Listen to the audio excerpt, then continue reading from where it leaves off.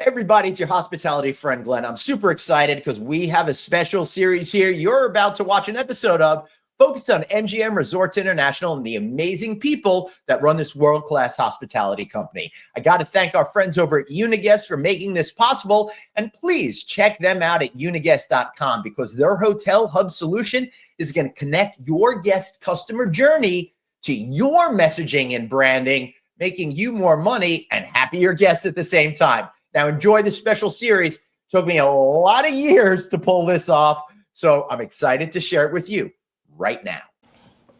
Hey everybody, it's your hospitality friend Glenn with a super special show today.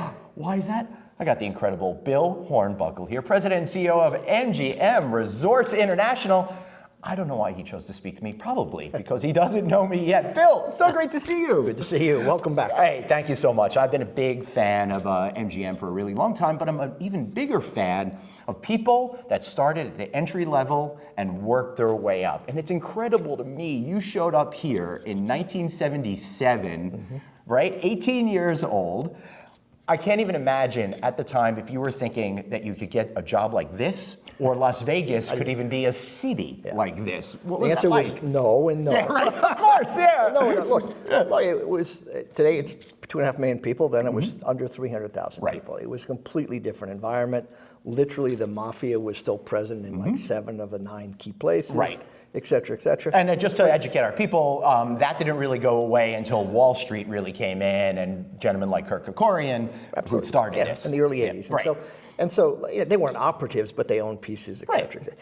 And so, yeah, it was a completely different time in a completely different place, but it was exciting for a kid from Connecticut. Yeah.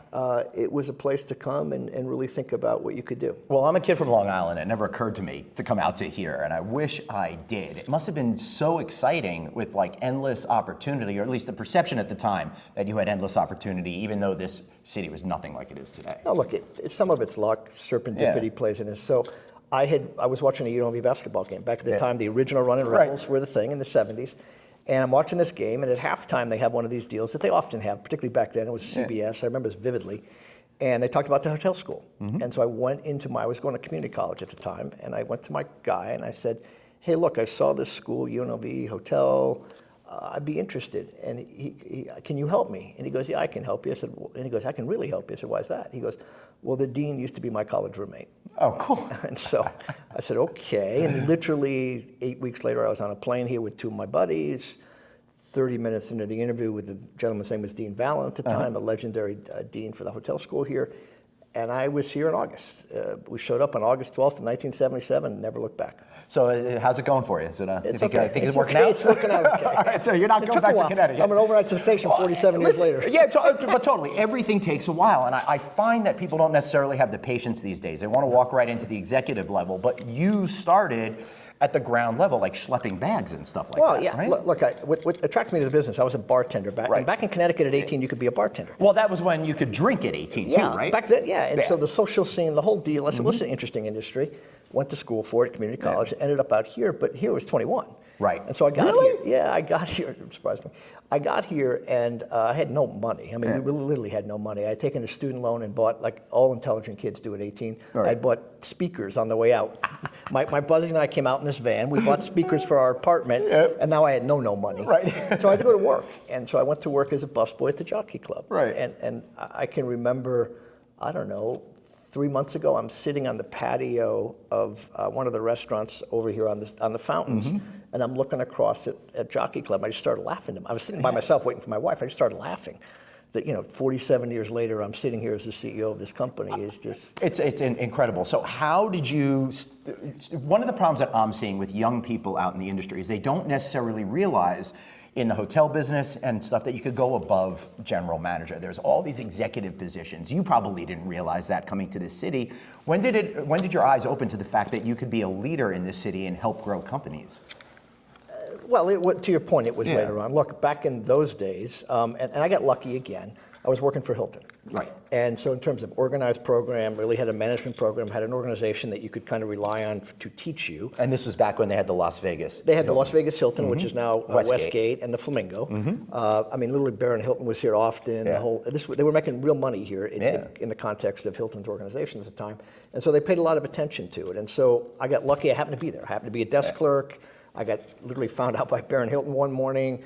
So the story goes, and the next thing I knew, I was walking around in a suit and tie at 22. Wow. And I was basically sitting in a desk in the lobby of the Flamingo, and I was the assistant hotel manager, which meant I was the complaint department. But you learn the business intimately from that role. If you thought about it, and you really, if I go back and reflect on it, it was actually one of the more fundamental, foundational roles I had. And it was great to understand it, because guests came to you with all their trials and tribulations, and you had to figure them out. Right. And so it lets you go do that and understand how this whole thing worked. And so it was very helpful. But yeah, it was very, very different then. And so then the general manager, to your comment, was the guy. Yeah. You know, and I worked for this guy, Hoosier, a complete taskmaster.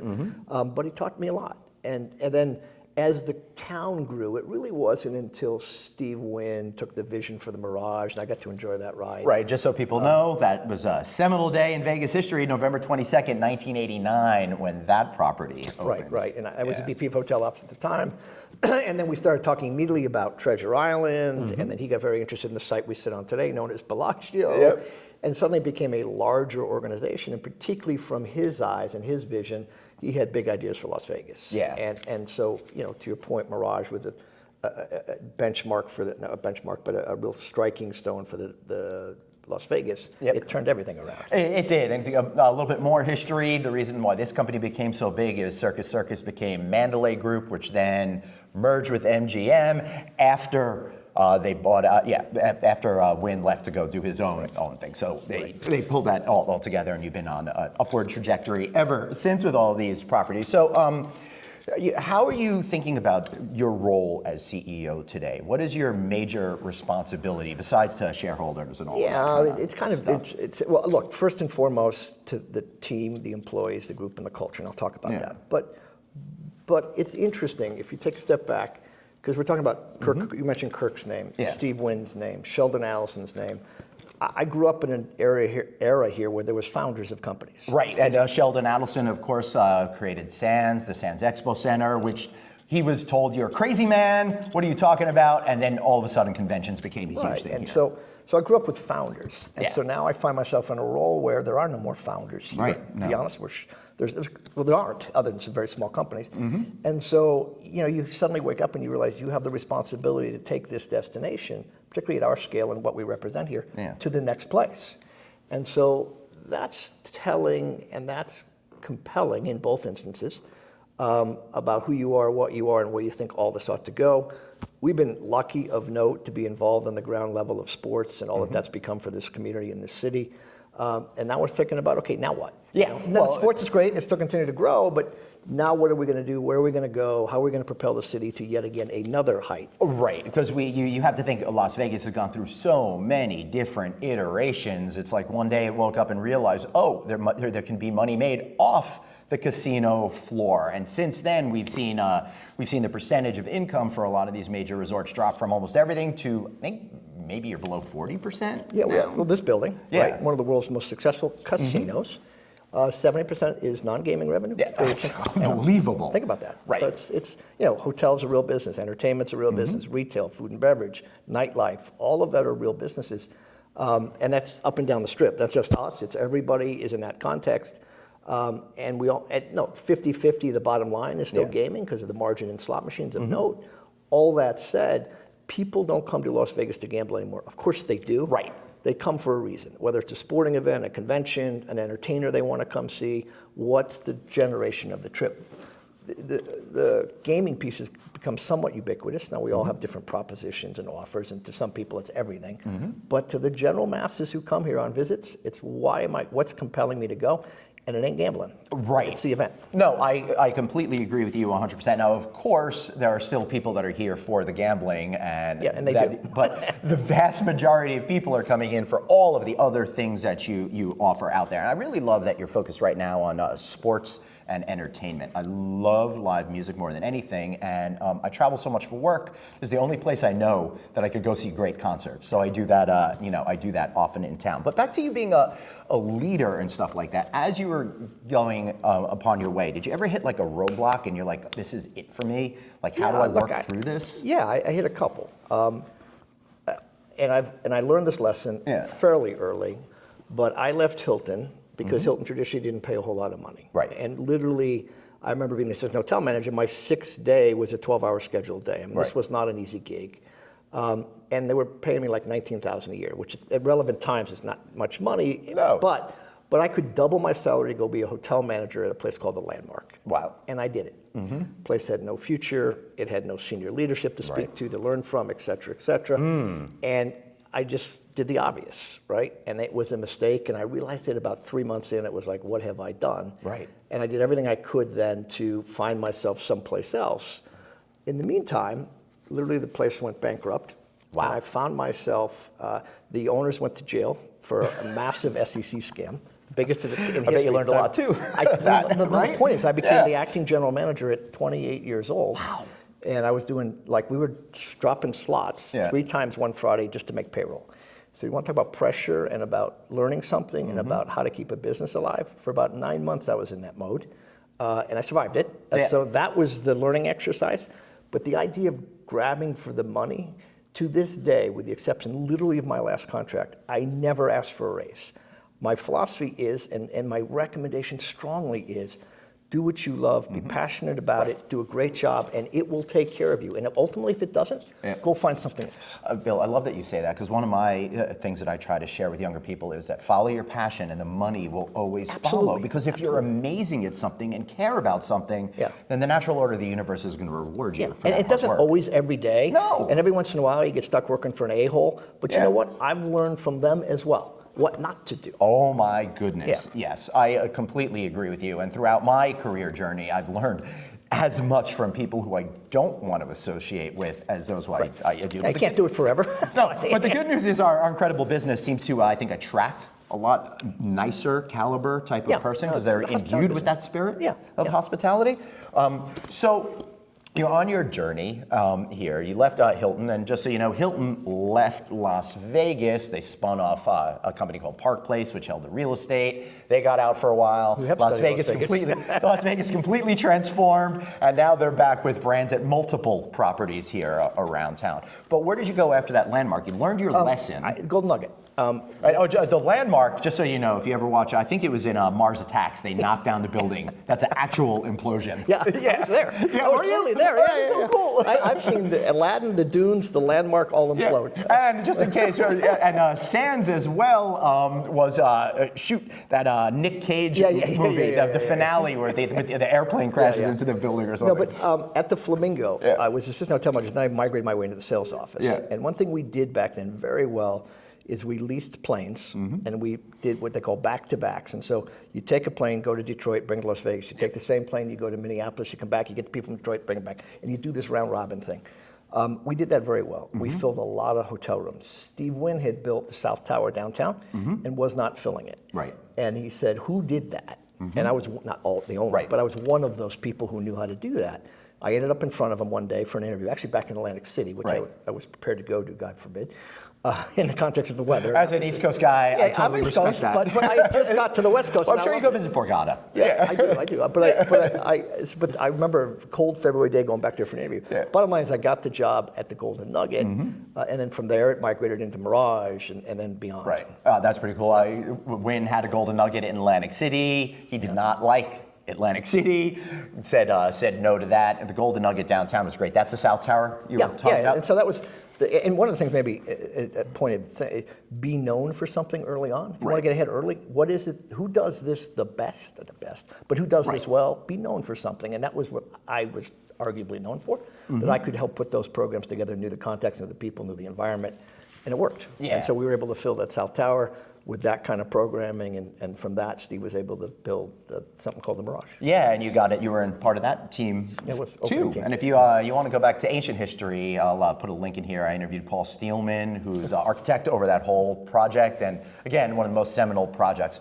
What was that experience like? Because Mirage set the tone, I think, in my opinion, for the basis of everything we see today. Look, despite all the rhetoric around Steve, and some of it's deserved rhetoric, one of the greatest, if not the greatest visionaries for Las Vegas, full stop. Yeah. He knew the business, he knew it intimately, he knew it in his heart, in his soul, and he got it right. But it cost 3 times what any place had cost before it. And they had to make like $1 million a day in $1989? Yeah, and Caesars was paying $250 a day, give it perspective.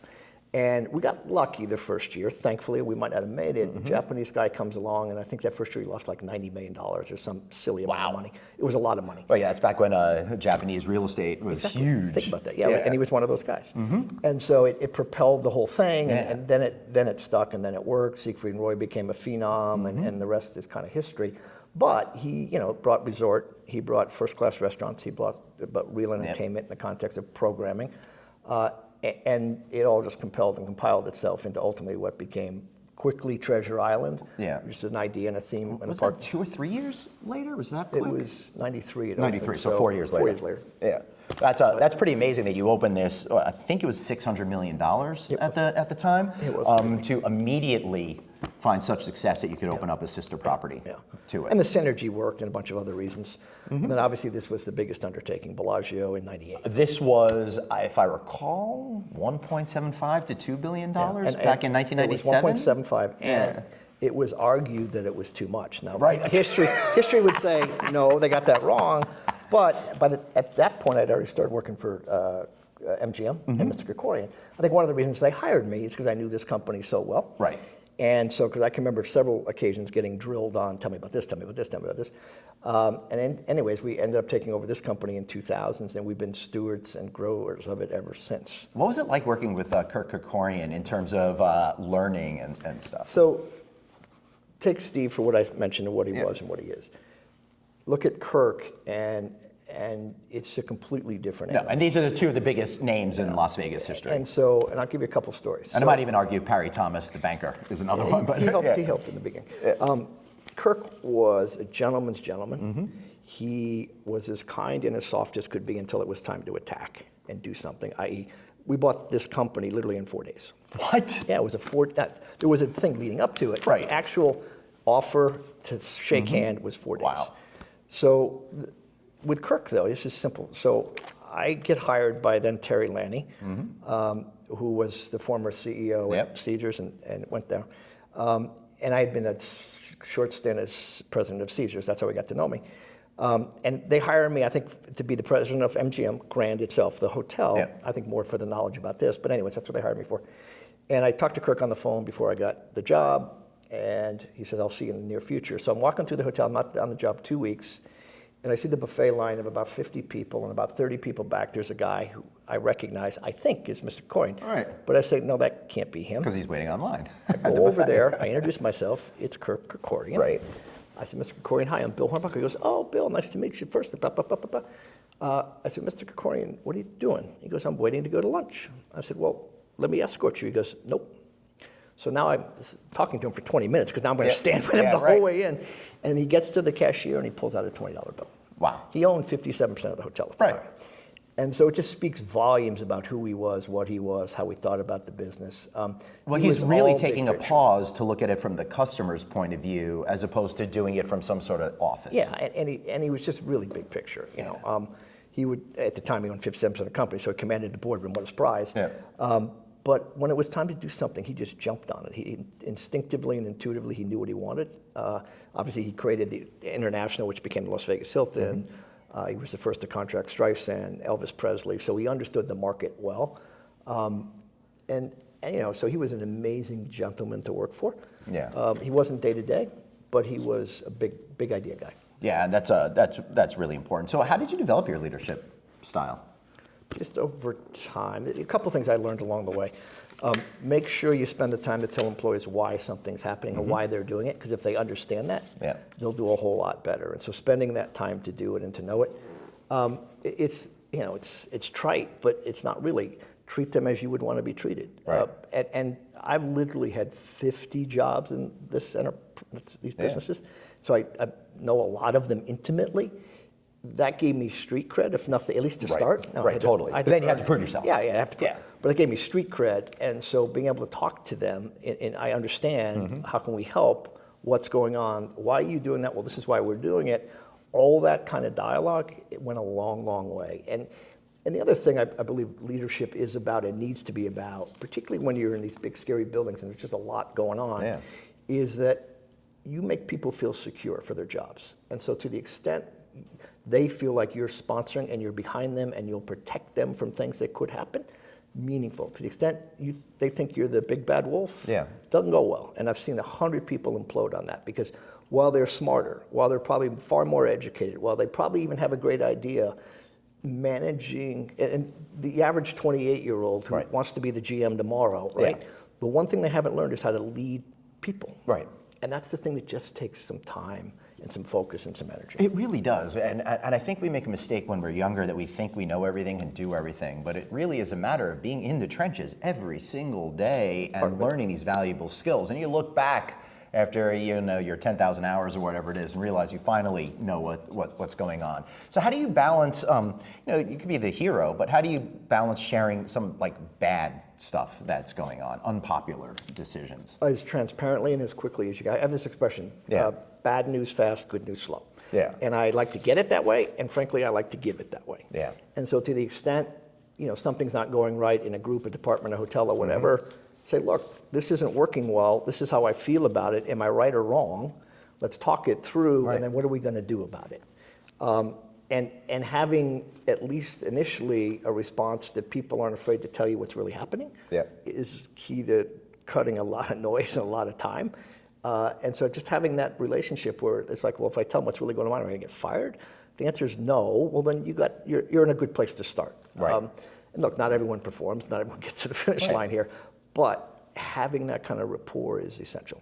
And I'm sure part of your leadership style is making your expectations clear so people know how to survive in this kind of atmosphere. And look, it gets harder and harder. It's good to talk about the top of the trees, but well, you must have, I can't even imagine how many employees you have just in Las Vegas alone. About 55,000. No, so I was going to guess 50. But close. But so sometimes it gets a little foggy, and you got to make sure those messages are delivered. Because what happens in reverse is I hear, well, Bill wants, and I say to myself, no. I don't know, I heard that. So just, I think communicating consistently and transparently is crucial and important. And having employees not afraid to walk up to you and say something that you may not want to hear, by the way, but the fact that they think they can do that is important, and you will learn a lot quickly. That's huge to have that trust, because if they're not sharing, you don't have access to all the relevant data that's out there, and you can't make great decisions. I mean, what I learned from my hairstylist is incredible, and it sounds, again, silly. It's not. Just, it's not. And people like that about how's the business really going? What's going on? I talk, how do you, and by the way, you take it all in and you filter it. Of course. And if it's productive, you do something about it in the right way. I mean, you understand different people's point of views, where they're coming from, why they're expressing what they are, and going from there. So, were you prepared to become CEO? I mean, you were prepared, but I'm talking about emotionally prepared to take on the role, because you took over when Mr. Murren left during the COVID crisis, and you were kind of like not just getting an incredible new job, but getting an incredible new job at the toughest time in the history of the hospitality industry. Was I prepared? Yeah, I was prepared. I mean, I meant prepared. You have all the skills, but I meant the call must have you weren't thinking a year from now I'll be CEO. Probably. No, I was not. Matter of fact, to the contrary, I thought I was going to, because Jim was younger than mine. And we had a great relationship, a great partnership, and I was doing my gig and he did his, and I was running the day-to-day, and he let me do that. And so, frankly, COVID and leading into it, because we also own Macau. Remember, China was before all that. I remember being here at Aria for a Forbes travel event, and it was this was February, and they were like, so-and-so couldn't make it from Macau, and we're like, what about whatever. So we were starting to get a little preview. So we operationally went into let's understand, let's think about. Then really was a short period of time, of course, the 2 weeks leading up to the actual what we did in my transition.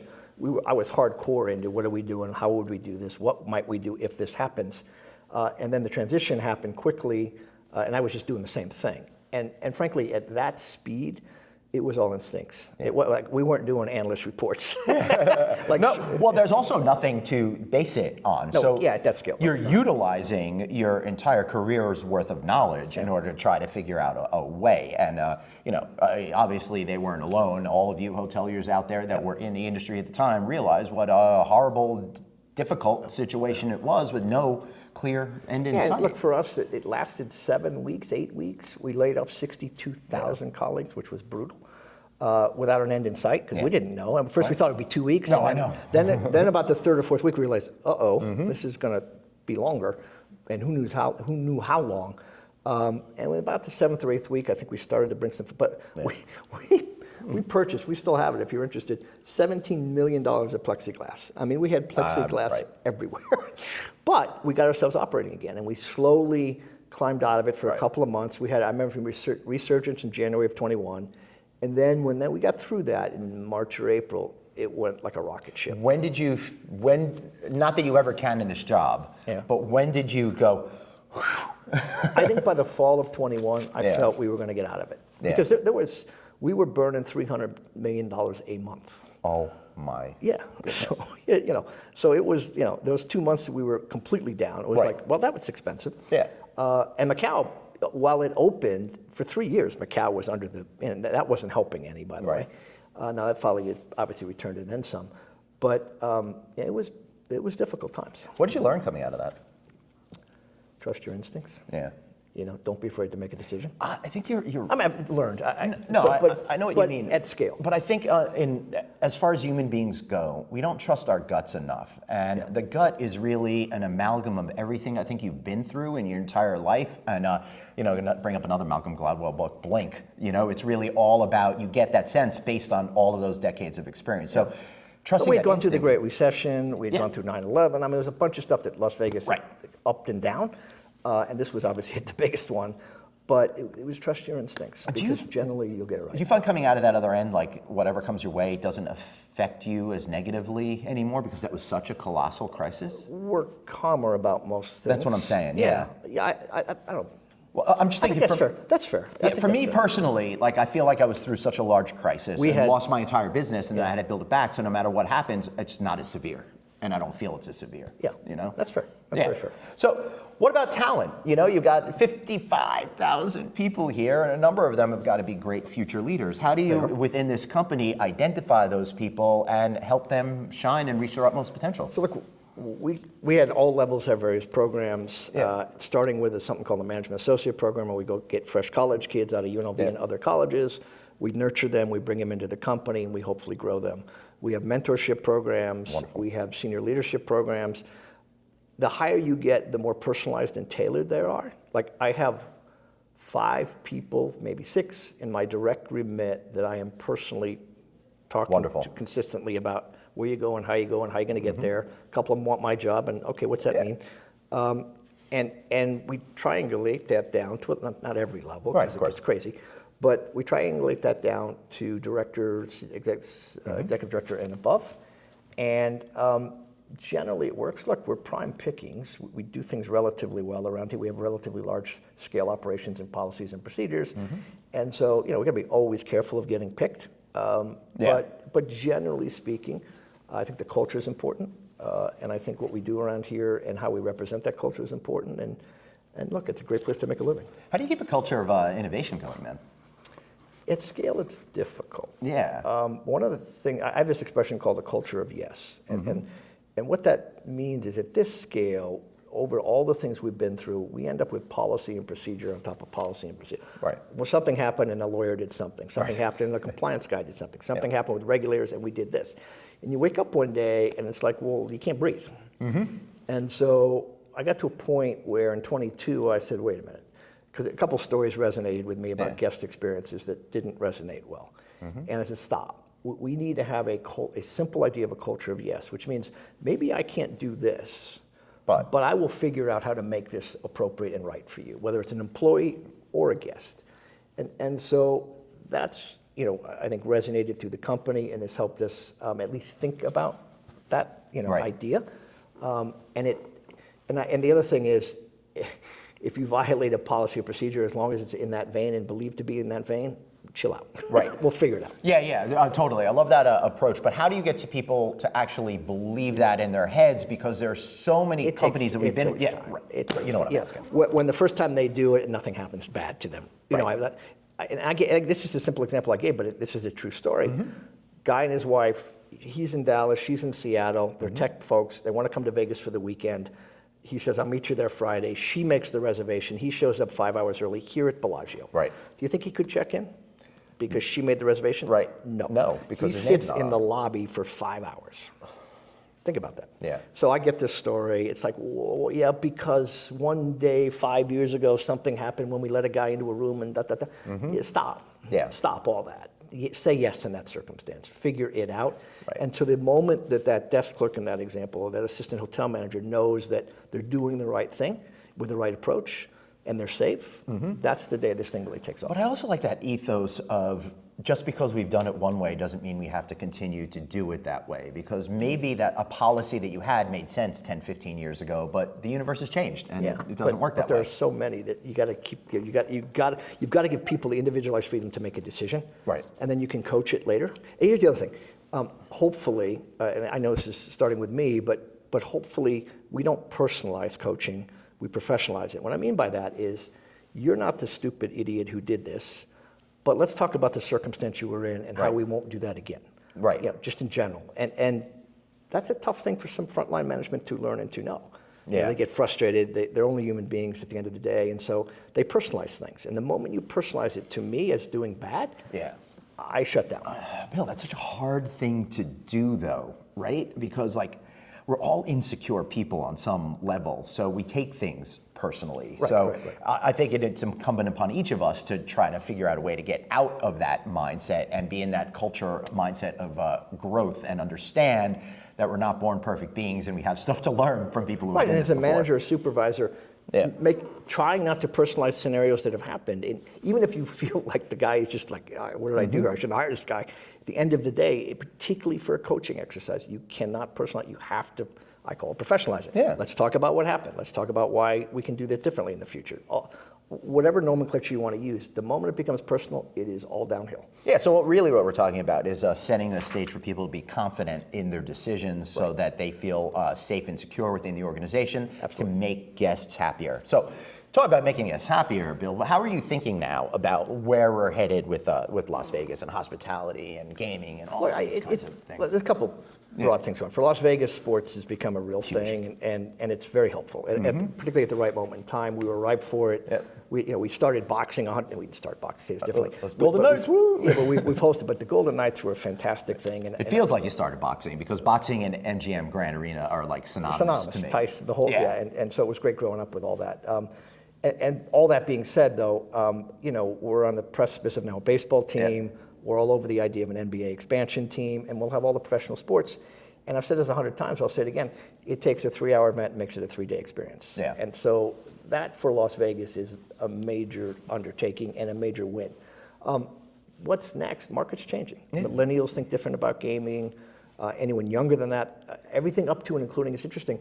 My son, 24, doesn't drink half of what I drink. My 21-year-old twins don't drink a quarter of what I drank at their age, if that much. No, and so they come to Las Vegas, they like to have a good time, but there's a whole different genre of mindset going on there. So being positioned to cater, to understand it, to cater to it, to still figure out how to make money at it, because at the end of the day, we owe it to shareholders, all complicated. The sports thing wasn't easy to do, it was easy to think about. Right. Of course that would work, right? Now getting it accomplished was just a bunch of work. A lot of work, like building the T-Mobile Arena when the rest of the town was like, what? The hockey thing was like, you do hockey? What are you doing? Yeah. But obviously that worked. So all that said, that's been easier. Formula One, not quite as easy, but that's here to stay, I believe, and I'm excited by all of that.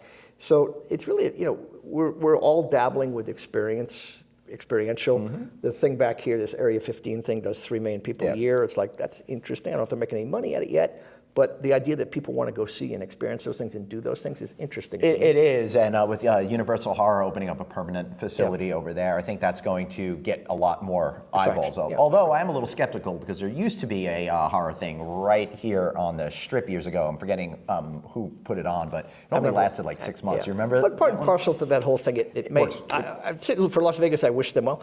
But that idea of, those 3 million people, by the way, are coming out of these buildings. So how do we bring them back to the Strip and make sure they stay with us, and we give them experiences that are top notch and something. And so we've got a bunch of ideas out there. The other thing we're pushing on events, trying to make trip makers, not just itinerary fillers. So we did something this year with tennis. Tennis hasn't been here in a while.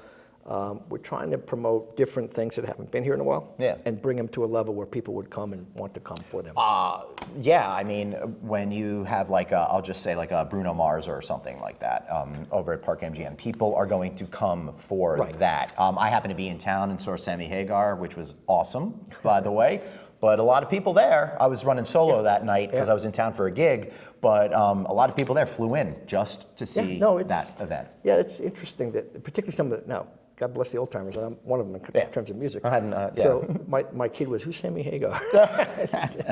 But all that said, creating those events and keeping that fresh is important. Well, then you get a citywide event like EDM, and kids our age can go do that sort of a thing like that. So one of the important things is getting closer to the customer, right? And one of the things that I'm finding in the greater hospitality industry is in order to get people spending, you need to make them want to spend the money, not make them feel as if they have to spend the money. So to me, the way out is really understanding CRM and utilizing technology to get closer to the guest emotionally so you can serve them up with opportunities that they're gonna wanna take and feel really good about that. So how are you thinking about this? And I'd like to preface it by saying, these guys were in it really super early. I remember when I first got a cell phone and texting started to take off, I would be able to walk by and be like, go see Ka, get a discount ticket or something like that. So you were in this before anyone knew what this was about. I mean, look, this goes back to even before. If you think about casino marketing, database marketing, against a cash register called a slot machine or a table game, we know those customers and their behavior fairly intimately. And so we cater to it. We speak to it, we give it different criteria and give it different opportunities to come. The trick is to take that now to everybody else. Maybe doesn't qualify in that realm, but will come in a place like Bellagio, maybe not gamble that much, but spend $30,000 on room, food, beverage, shows, whatever. Understanding that and then being able to market to it at scale, not just one-to-one, although the trick is one-to-one, is the hard part. Now, one of the interesting things, ever since COVID, 35% of our guests now check in with their phone. Digitally check in, that's their room key. So if you think about that, you've now given me your phone number, right? So now I have a direct link to you. Not abusing that's important, because the moment I give you too much of what you don't want, then you hit stop. Stop that. And so there's a trick to all of that we're migrating our way through. I will tell you, AI is going to be a big leap forward in that, because to do it at scale becomes complicated. Like, what do I offer you? You like steakhouses, do I offer you a free bottle? I mean, so thinking about all of that is complex at scale. Where technology has gotten to, the fact that I can now digitally get you more engaged with all kinds of things, including, by the way, in 38 states gaming, is very compelling and very interesting for us. Totally, and you really need to separate yourselves in this market from everybody else, because I could leave my house and go to Jake's 58 on Long Island or something like that, but that's just a gamble. That's not to have an all-around experience, for example. And that's why I enjoy this town so much, because I think you're really at the forefront of all of these experiences. We've already talked about the sports and the music and all of that kind of stuff. So what does luxury or entertainment really mean to you today compared to your first days when you were at Jockey Club? Oh, it's a personalized thing, meaning it's what I like to do, right? I like cars. And so, for me, a Sunday drive 3 hours through the mountain in one of my fast cars is like nirvana. It's an escape, it's all of those things. And so telling me, there's a ride, meet here at Sunday morning at 8 a.m., we'll have coffee and let's go, that's heaven.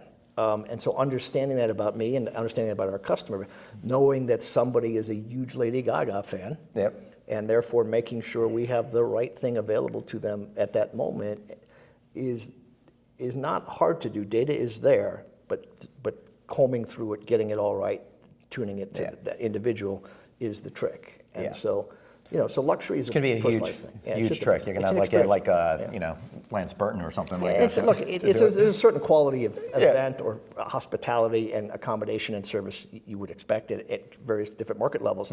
But what really floats the boat is when they get my experience right. Yeah, and that's what it's all about, right? If you could connect emotionally with the customer, then that's going to be a radical change in the way that we deal with things. It's no longer transactional, it's emotional. Here's something that happened in Las Vegas, very interesting. So back in the 90s when I was at MGM, the whole NSYNC the first time around, the whole Backstreet Boys the first time around was there. We're crushing it in town now, by the way. By the way, it's a fascinating story all by itself. But the interesting thing about that was it was wildly successful, not because they sold out the arena, because parents wanted to give their kids a treat. And those parents are the ones we wanted to have come see us. And so that linkage between I can give my kids something they love and enjoy and I can go play was a home run. And figuring those kinds of things out, emotional thing, go back to emotional connection. That was an experience, not for me, but for my kid, but that made me as happy as me going to do something. And I got to come to Las Vegas, per se. And so even the Backstreet Boys in the early 2000s were an amazing excuse to get people here. Yeah, I can't believe it was that long ago. It was long ago. I guess I can't believe we're all that old at this point. So thinking about all of these things, how are you thinking about like Detroit and Massachusetts and the upcoming Osaka property and how all of these properties fit into the MGM Resorts family? Well, I'll start with Osaka because it's our biggest. It's a $12.5 billion project that we're going to open in 2030. 12 and a half? 12.5 billion. Whew. Couldn't be more excited. We're going to be the only licensee in all of Japan. Amazing. And so, it's 100. And this has been going on at least a decade, I think? No, maybe longer? We saw, my chief development officer went to see his first Diet member in 2009. I joined in 2011. And it's been a journey ever since. So it's literally been a 20-year plus journey. That said, it will help change the nature of this company very much because we'll be the only licensee, I think, for a considerable period of time. So I think it'll be just a gangbuster. I really do. The other properties regionally fit into the sphere in terms of input to Las Vegas, in terms of market leaders in many of those markets, whether it's Borgata, we got 40%, 38% of the market there. National Harbor is the same thing. Beau Rivage is the same thing. And so we attract to regional markets we can lead in that ultimately we think have throughput back to Las Vegas as part of the ecosystem of our rewards program. All exciting stuff, all good stuff. And then what's happening in places like Detroit, where digital gaming, both sports and iGaming in Michigan are allowed, the whole notion of an omni-channel program where I can talk to you all the time is very compelling to us. That is, and I believe Jersey is the same. New Jersey, exactly. Yeah, that's really fascinating, and that's really where you start to differentiate yourself. One of the things I believe I'm correct about is as a rewards member, I could earn benefits through everything off the gaming floor too, right? In restaurants. You get credit. Right, and that's really important. And I know there's even one company out there that's trying to appeal towards just non-gamers because they realize, like you said, so much money is coming off the gaming floor that these are valuable people who want to have incredible resort experiences. They just might not be high roller. Right, so identifying them, qualifying them for certain different programs and going after them is a big initiative for a lot of companies, including ours. Yeah. All right. So when you were your kid's age, if you were your kid's age now, what advice would you give your younger self? Well, I have a 24-year-old son who's just started in this business, and be patient. It's a grind. You're going to work hard. Be present. I think that's really important, particularly in today's environment with the whole work from home thing. And, be present, be patient, be focused, and be known for something. Johnny does this really well. Let's lean in and lean on Johnny. Well, geez, Johnny does that well. Maybe he can do this well. Right. And I think those are really important things. There's obvious other traits. I mean, when we talk about who succeeds in hospitality, because at the end of the day, it is still a people business. Right. And if you want to lead people, they better like you. I don't need to like the boss. That's bullshit. Yeah, you do need to like the boss. Because you want to do more if you like the boss. It's just natural, right? And so that's all relevant. And so teaching they're fairly basic things, but they're real. And you know, the patience thing is one of the bigger ones. Yeah, that's really hard. Did you have like a mentor in your career that helped you, like you're helping the other younger people today? I had several along the way. Yeah. You know, this guy Haussman at the Flamingo was my original GM. He was German guy, Right. you know, autocratic, but the European hospitality mindset, is, especially So German, is very different than I American. learned that. Yeah. Not all the positive, but I learned that to be sure. You know, thinking about life the way Steve Wynn thought about life in terms of this industry was fascinating vision and otherwise, and he understood the core of the business and really the soul of it. The qualities and traits personally that Kirk had. Terry Lanning was a mentor for a while, and there were others for sure along the way. Bobby Baldwin, in the context of gaming, was a big part of my career. Just how to think about gaming, gamers of note, gamblers of note. Yep. You know, don't be afraid of them. Did Bobby Baldwin also give you good poker tips? No, but he did teach me about poker players and their psyche. Yeah. Which is, you know, it's interesting because, you know, while they're professional poker players, the vast majority of them, they enjoy poker, and that's how they. Right. There's about a 10% of them that kind of dabble off. That's the focus group. Yeah, right. That's pretty cool. All right, so what keeps you grounded? I mean, you got to be working 24/7, but you've got to break away and re-energize. Besides those fast cars. You have family. I have a second home up in Park City, which is our escape and our happy place. We call it our getaway place. Those two things almost more than anything else. Yeah. And look, not taking any of this all too serious. This is like, you know, like what?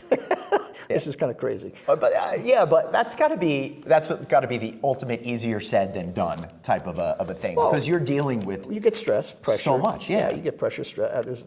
And now that we've become global, it is literally around the clock. I mean, we have a project in Dubai we're working on. We have a project in Japan we're working on. We have Macau that we own the majority stake in. Plus, domestically, things start. You know, we're up for licensing, not licensing. We're up for an expansion starting next week in New York, and et cetera, et cetera. Well, let's hope New York can make a decision. I think New York's decision making is going on longer than they were getting the Japan contract. I say that as a New Yorker, and I love you guys. But you know, it's a 24/7 environment, but thrive on it. Yeah. You know. Yeah, well, I'd like to see, hopefully you guys will get to expand up there in Yonkers and stuff like that. That'll be really cool. I like our chances. Yeah, that is great. So, any final thoughts before we wrap up today? No, look, it's a fascinating industry we're all in. Yeah. This side of it, I think, opens up more opportunity than not, you know, in terms of, if you think about we're in the entertainment business. People ask me what business you're in. I say I'm in the entertainment business. Tongue in cheek, but not really. That's the business. You really are. That's the business that we really are in. And so, you know, just having an open mind to it, if there's ever an example of somebody who can go from literally a busboy to a CEO in a major company, I'm that example, and it's possible within this industry, and not a lot of industries can say that. No, they are not. And hey, he said it this time instead of me saying it for the 10,000th time. No, it's a great industry. I've met so many incredible CEOs that all started just like you did. And that's why this industry is so special to me.